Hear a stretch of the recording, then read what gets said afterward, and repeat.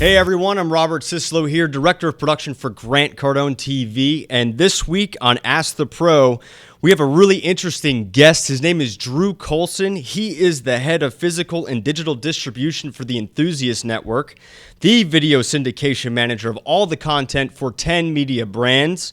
Everything from Grind TV to Surfing, Motor Trend, Hot Rod Network, Transworld Business, Transworld Skate.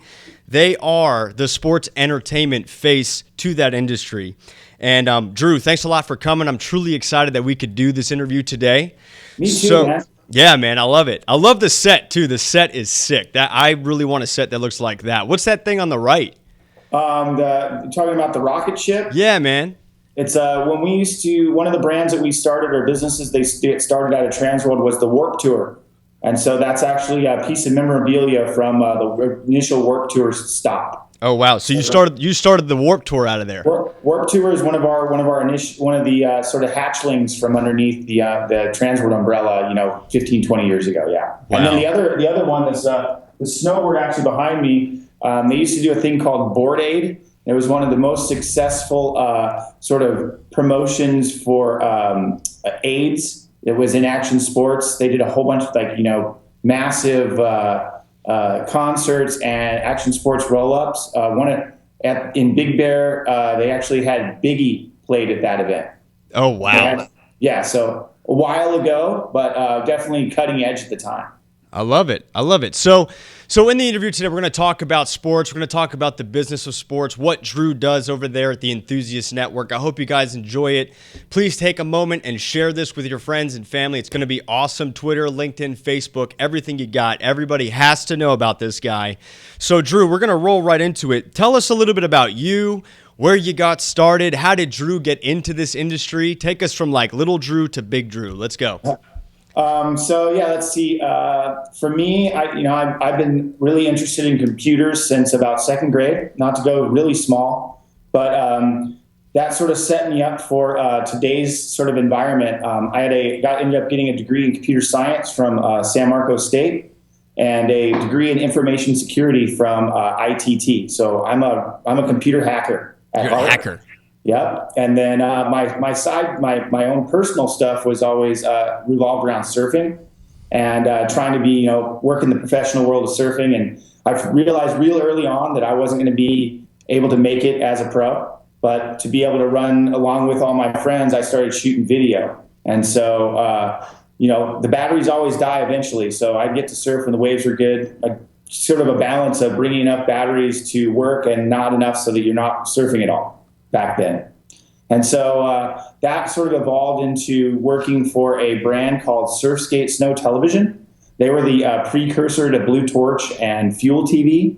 They were owned by the Weatherly's family, Benji and Jason Weatherly's parents. A lot of really famous professional surfers sort of revolved around that group. And they were just a little before their time, I feel. If it had been another 5 or 6 years down the line, I think that business would probably still be running.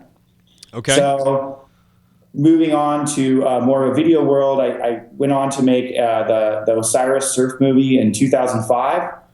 And that was a really fun project. It took about 2 or 3 years to actually put it together, a finished piece. Then I went on to do a movie called The Reality of Bob Burnquist, which in 2007, 8, right? And that was, I don't know if you know who Bob Burnquist is. He's, at Tony Hawk caliber of fame. He's from Brazil. He's one of the guys that does the mega ramp. He actually has a mega ramp in his backyard out here in Vista. And so from there, I kind of was like sort of the height of my video career, and I realized that that wasn't really going to pay the bills, and so I went to go got an opportunity to come work for Transworld, and that was in 2008. So I started in Transworld in business development. So I helped sort of design a lot of the YouTube stuff in the very beginning, and then also a lot of digital advertising. At that time, digital display advertising was in its infancy in 2008 and was part of business development.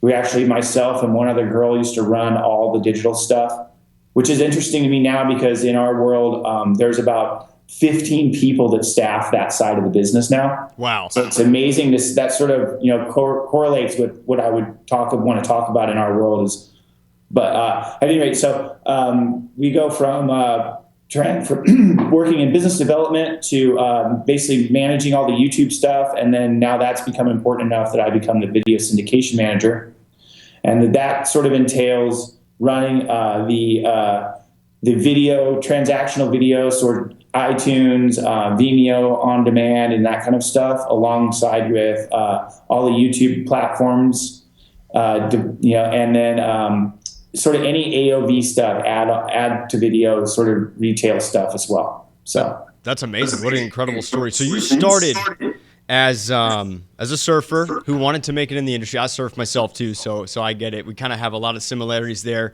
surfing and then the video thing. So it seems to me that video is super important. What is it about that and business that you linked together and saw an opportunity for yourself in, and then to kind of tie that into where you are now? Well, I mean, quite honestly, when YouTube sort of started actually paying money, that was in 2007, 2008, or maybe a little after that. They actually started offering money out, and I took the initiative to create those YouTube channels for a bunch of our brands. And it wasn't a big source of income at the time, but right after that, they launched the YouTube Partner Program, where they were actually offering a significant amount of money to a lot of different people. A few people have managed to survive after getting that cash, but a lot of people went under, and it was one of the things that sort of drove me to realize that YouTube and video syndication and sort of the online world of video is going to be more important and more important and more important. And so we're really seeing that right now in our world anyway. And it's video growth is by far the biggest sort of growth area for us in the business over, I see, the next 3 to 5 years. Amazing. So just for the viewer's sake, can you explain a little bit about what syndication is and how that applies to the Enthusiast Network? Okay, so for video syndication for our side, I guess the best way I can describe it is give you an example of a life cycle of video for us. So when somebody makes a video, it usually comes out on their vertical website. So let's use Transworld Skateboarding, for example. They have their own transworldskateboarding.com website, or skateboarding.com. We actually own that URL, which is pretty cool. So when they do skateboarding.com, they'll make videos for the site. They'll put it up on the site first. Then they'll have about a 2-day window before it goes out on YouTube. And then another day or day and a half window before it goes out to the other brands. And so other brands are like MySpace, The Scene, which is Condé Nast, MSN, Yahoo Sports, Pluto TV is a really cool one. I don't know if you've checked those guys out. I'm familiar with Pluto. Yeah, so those are sort of our reach points right now. And so that's sort of and then from that point, what I'm working on now is I'm doing international syndication for linear television. So I have distribution in Brazil and Japan that we're working directly with right now. We provide them half-hour content blocks of usually stuff that I'm repurposing off the web. So it'll be just a group of web videos packaged up in a half-hour block, and then they show that on television in their country. So that's sort of like the extended lifespan of a video for our world. Okay, amazing, excellent. So go ahead. Let me add just real quick. Sorry. Yeah. I help manage the partnerships on that side, as well as push out the videos to those outlets. Awesome. And that sort of encompasses my job as a video syndication manager. Okay, so on average, how much content are you guys working with every day? I put up anywhere from 3 to 5 videos a week on syndication. On our side, we actually produce anywhere from we have, I guess a better way to put it is we have 23 magazines and 60 websites, plus websites. Wow. So we produce anywhere from, on a busy day, I imagine we can produce as many as 10 to 15 videos that we're releasing in a day across all the brands. On average, I'd say we probably put out, I want to say 25 to 50 videos a week internally, and not all that stuff obviously gets syndicated. And then a lot of the other stuff that we produce are like, gear guide videos, like or stuff that's sort of product specific. So that stuff doesn't necessarily always make it outside of our world. Okay. Got it. Yeah, So for us here, Grant will talk a lot about omnipresence, and in my world and what I do, we blast a lot of content out every single day. So in relation to that amount of content that you're putting out, how integral was that to the growth of the Enthusiast Network? And then we'll segue into how many brands you have and what each of them, we don't have to go through all of them, but what each of them are involved with. But how crucial is that kind of dissemination or content production for a brand or a company to grow? What do you think that is? Honestly, on our side, quite candidly, the social media thing right now is a bigger beast. We are massive in social media. I know you guys are deep in that too. But what the video stuff does, it helps to feed that beast. So with the brands that aren't producing a lot of video, have significantly less traction in each one of their sort of environments that they're trying to produce views and audience out of. So the more video you have, the more eyeballs on your stuff, and the longer play time, the longer time on site that you're working with anyone. So it goes from being a photo with a photo gallery to being somebody sitting there watching, anywhere from, a 30-second piece that's just one guy's trick, all the way up to, we do some Facebook Live stuff right now that are anywhere from 45 minutes to an hour long. So yeah, we have such a different array of video that we're doing. It's I would say it's definitely one of the four pillars of business for us. Amazing. So. Absolutely amazing. So let's go into the Enthusiast Network now. Tell us a little bit about the brands and the goal and the purpose of this platform. Okay, so let me sort of give you a little background on that. The Enthusiast Network is actually two separate groups. There's the car and auto side group and the sports and entertainment group. And so we are all considered 10, and our mantra is we are powered by passions. So with that said, the car group consists of car and driver, hot rod, sort of all the big car magazines that you can think of, we pretty much own. So that's a completely separate side of the business from sports and entertainment.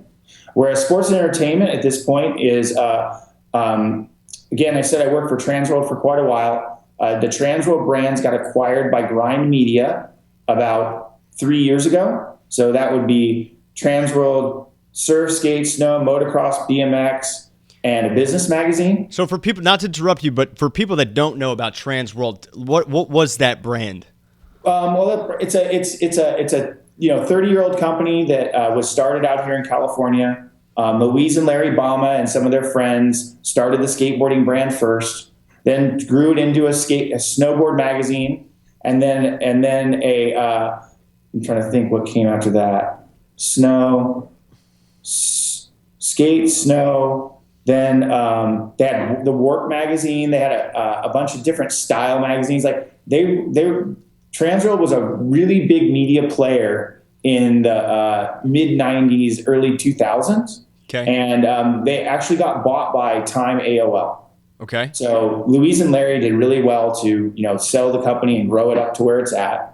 And then, so from that point, it got purchased again by a company called Bonnier, which is the world's largest private publisher. It's in Sweden. And so we were run by Bonnier. And we are, in my words, we're the clean guy in the action sports world. We're the magazine that can be in the library. We're the magazine your mom doesn't have to tear 10 pages out. Okay, so that's sort of our approach, and we take that approach against all of our competitors. And Transworld's biggest thing was to be as good as you could be in video, and we always sort of had that approach. And so we were squashing our competitor at that time. And so our competitor made the astute move to buy us. And so we got bought by our biggest competitor, Grind Media, which now that combined all the action sports brands together.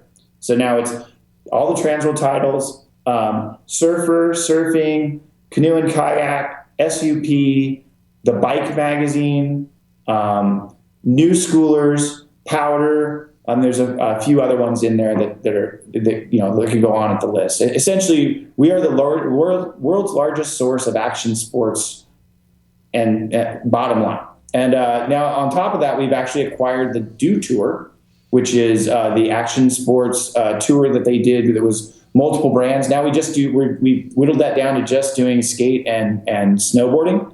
They just had their one up in Long Beach about a month ago. Did really well. So we have another one coming up in snow shortly. That actually positions us as the 5th largest source of action sports on TV on the planet. That's incredible. Yeah. You mentioned something that I thought was really interesting. You said something about a clean approach to media. Can you talk to us a little bit about what you mean by that? Well, what I mean is when you go looking through our magazines, I guess the best way I could do it is you would use a comparison. So Transworld Skateboarding's biggest competitor is Thrasher. I don't know if you know that magazine at all. Their motto is skate and destroy. So it's punk skaters like lighting things on fire and pissing off the neighbors and that kind of stuff. And so Transworld's mantra is skate and create. So the whole idea is to not destroy stuff, to sort of be able to be part of the community and still be a skateboarder. And so what that led to is, when there's ads with stuff that you wouldn't want your mom to see in that ad, we'll censor it, whereas our competitors won't. And so that puts us in as sort of the clean guy, the guy you kind of would make fun of in skateboarding in some ways. I understand. Yeah. How do you think? The other side of that is that's business, right? Who do you want to do business with? You want to do business with the guy that's skate and destroy, or do you want to do business with the guy that's skate and create? If you're a big brand, you want to create stuff. You're not trying to destroy anything. Absolutely. That was going to be my next question. Like, how do you think any business could take data out of that and look at the clean approach as opposed to like, oh, I'm going to, we're going after them, we're cutthroat. I mean, what kind of success have you seen with your brands and the actual network itself by using this model and all of the content that you're putting out? Well, I mean, it's just hands down. It puts you in a position of integrity, I guess is the best way I can put it. So if somebody's asking you to do something, if it's a huge brand, like one of the big brands Transworld did work with a while back was Ballpark Frank, right? Yeah. I helped manage a lot of that as a business development accountant, and they were really, really critical of anything, like every little thing they wanted to be in control of. There's no way that they could have spent over $1 million in advertising with any of our other competitors just because they would have been too scared to put their brand next to the stuff that they're doing. So when you get to really big brands that are trying to protect their brand and their image, obviously that puts you in play where a lot of other people can't be. Understood. So, people look at extreme sports and they see people doing these amazing things like surfing and skateboarding and snowboarding. But in actuality, there is a business to that. There is something going on behind the scenes there. It's not just these fancy aerial stunts and the dude doing the alley-oop on the surfboard, catching the double overhead wave. Talk to us a little bit about the business side of extreme sports. Okay, well, I guess what I should talk a little bit about, if anything, is how our business has evolved, because it kind of helps to sort of frame where we're at. When I started at Transworld, the print side of our business was more than 90% of the revenue. So print now in our world is, without getting too detailed, is around 50% of our revenue. And so what that equates to is, before we just made pretty magazines and whatever we did, on digital side was sort of just the fluff. Now it's print, digital, online, and display advertising and video advertising, right? That's all considered digital. Yeah. Events. So we do a ton of different on-site event stuff. Like we do the Do Tour, we do award shows. I'm actually going out to run an award show in Vegas in September on the 24th, so you should come out and visit. Yes, I'll be there. Good one to come check out. Yeah. But we do a lot of experiential stuff, and then the fourth side of the fourth pillar of our business is also doing production work for big brands. So we've done stuff for Mazda and Ford and a few really big autos brands. And then, obviously we have access to the endemic stuff. So we've done a lot of stuff for like North Face and some other sort of endemic people like that. So that sort of encompasses how we stay alive. And what I think is interesting right now is the big motto for a while was print is dead or dying. And I feel like at this point, that's a misnomer. I feel like print is, if anything, more relevant than ever, mostly because, anybody can drop a video on YouTube. Anybody can have a Facebook page. Not anybody gets their pro spotlight or cover of Transworld Skateboarding. So it's like it gives a more of a tentpole approach to stuff on a monthly basis to provide that print magazine. Understood. And so I guess the idea is that we use print as the anchor around everything else, right? So you have your central piece and then sort of everything like an onion that comes out off of that. That's awesome. So you use expansion by using so many different platforms to grow the business and reach as many people as possible. Exactly. That's it. And we've really been instrumental in adopting, whatever social media is hot. And sometimes that, makes you end up having to pivot on your heel in a weird situation. But in general, it's done well for us. Awesome. Just like everybody else, we're experimenting with Snapchat now. We're doing a lot of Facebook Live stuff. We literally do, again, without going into too deep of numbers, we do over 1,000 hours worth of Facebook Live across all of our brands in sports and entertainment right now, a month. Oh, wow. That's incredible. So yeah, we're red hot on that stuff. Oh, and then the other thing, we like to do the 360 thing. I want to just share. Yeah. I want one of those. I got to get one. So I'll put it up on the site and maybe you can get a link to it for us. But yeah, this is, we do a lot of Facebook 360 video stuff. And that camera shoots in 360 degrees all the way around in a dome, and then you can look around inside of the video. It's awesome. Super cool. I've seen have you taken it surfing yet? I have. I'll send you a couple links. Please do.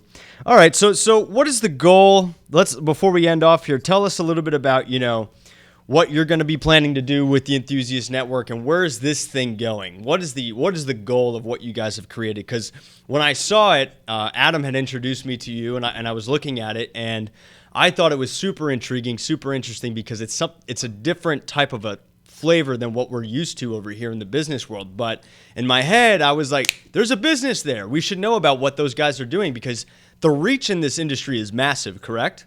Absolutely. We really are a huge industry with a really substantial amount of revenue being driven around. What's the ballpark in the revenue there? I'm not a financials guy enough to lay that number out for you. I'm sorry to say. I don't even want to put my foot in my mouth around that. Just to let you know, I looked it up and I was curious to know. According to this, extreme sports is a $36 billion industry every year. That doesn't shock me. I will say a lot, especially because you start looking at some of the stuff in extreme sports like motocross. Motocross is a really expensive sport. Skateboarding and surfing, not so much, but you get into like the motorsports, that stuff is crazy. Costs a bunch of cash, and everybody has money that does it because you have to. You can't have your motorbike not well tuned and have it go over the jump and sputter out of the triple. Absolutely. How many people are you guys reaching right now about? I think the stat I saw from, give me 1 second. We are across the 10 network, 23 million on unique visitors a year. Facebook and social media, we have 127 million followers. YouTube, we have 5.2 million subscribers. Events audience they have listed at 1.2 million, and print audience at 4.7 million. That's a lot of people, man. and that doesn't address what I'm doing with my side, which is a big part of like why I'm working on the international video stuff, which is a good sort of segue. And yeah, my vision for us is to continue to kill it in print, continue to grow what we're growing in digital as far as social media goes, but then also trying to access audiences that we haven't done work with before, or that, I think a lot of our print guys envision that our magazines go everywhere. They, in all reality, they spend most of their time inside the mainland United States, a little bit in Hawaii, a little bit in Europe, but that's it. So what I'm planning to do from my side is try to use the digital blocks of content for linear to reach bigger audiences in international areas that we normally can't touch. So a place where, like, again, Brazil or Japan, where they might not get our magazine, we can send a digital video file to them and have it being shown in a linear way that they can expand our audience by 6 million viewers and just in a blink of an eye. So that's my vision, is to start sort of reaching out from a linear television and VOD standpoint to be able to connect to the world of a bigger audience and more people, and let sort of spread the gospel about the Enthusiast Network. Awesome. I love it. Well, guys, this was a great interview, Drew. I truly appreciate this. The stuff that I got out of this was you need to take a clean approach to your business, to your outflow, to your content creation, everything that you put out there. Be the guy that actually provides the value. Integrity is key. Drew did a great job talking about the importance of video content for your business expansion, constantly having more and more content every day. And expansion. Expansion is critical. These guys have reached, what did you say, 127 million followers on Facebook, 2.3 million unique visitors a month to their website. They know what you're doing, and they are the front of the extreme sports industry. Drew, how can people follow you? I have my my Instagram account is Drew Colson, just at Drew Colson, no spaces. It's DrewColson. Awesome. And actually, I personally just broke 10,000 followers on my own. Look at you, man. I get the point ones now. That's awesome. All right, guys. Every week, Grant and I come in here on Ask the Pro and interview somebody that is making waves, the professional in the industry. If you're interested in being on the show, you can email me, robert@grantcardone.com. Stay tuned until next time. Thank you so much. Shaka. Boom, dude.